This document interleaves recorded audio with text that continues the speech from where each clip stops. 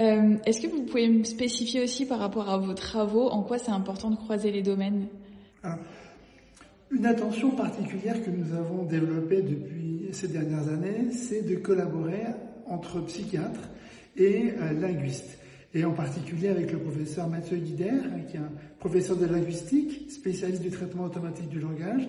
Depuis près d'une dizaine d'années, on travaille ensemble pour intégrer comment l'approche linguistique peut être une source d'information précise et précieuse pour le clinicien, que ce soit l'infirmier, que ce soit le psychologue, le psychiatre ou le médecin généraliste, pour comprendre le langage et savoir extraire l'information par l'approche psycholinguistique, ça veut dire comment ce lien entre l'analyse des marqueurs sémantiques et le repérage de ce que cela veut nous dire en termes de marqueurs émotionnels et psychologiques, combien cette combinaison est une source d'information extraordinairement prometteuse pour l'avenir de la discipline dans cette année 2025 et 2026, puisqu'on nous l'a annoncé, de la santé mentale.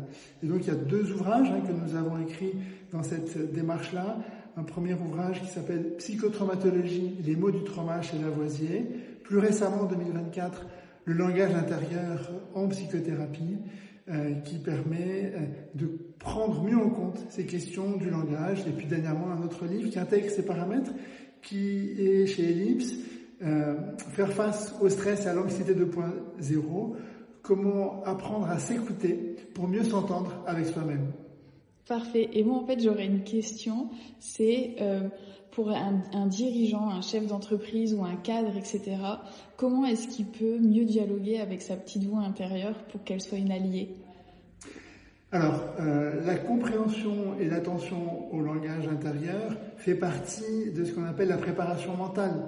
Et donc, c'est vraiment également une attention que l'on a considérée pour les entreprises, mais aussi pour les professionnels de santé qui sont parfois surpris de l'intensité de cette voix intérieure, notamment les étudiants en médecine lorsqu'ils découvrent la réalité de la complexité de la maladie. Eh bien, apprendre à identifier cette voix intérieure, ne pas être soumis à ce qu'elle peut nous dire, mais apprendre à l'écouter et à analyser, ça veut dire traiter avec nos ressources cognitives, est très important. Et ça, on peut le décliner sur les différents métiers qui sont exposés à des situations d'adversité ou de tension importantes. C'est vraiment une évolution, une piste extrêmement prometteuse de progresser dans notre capacité à comprendre, à traiter cette voix intérieure.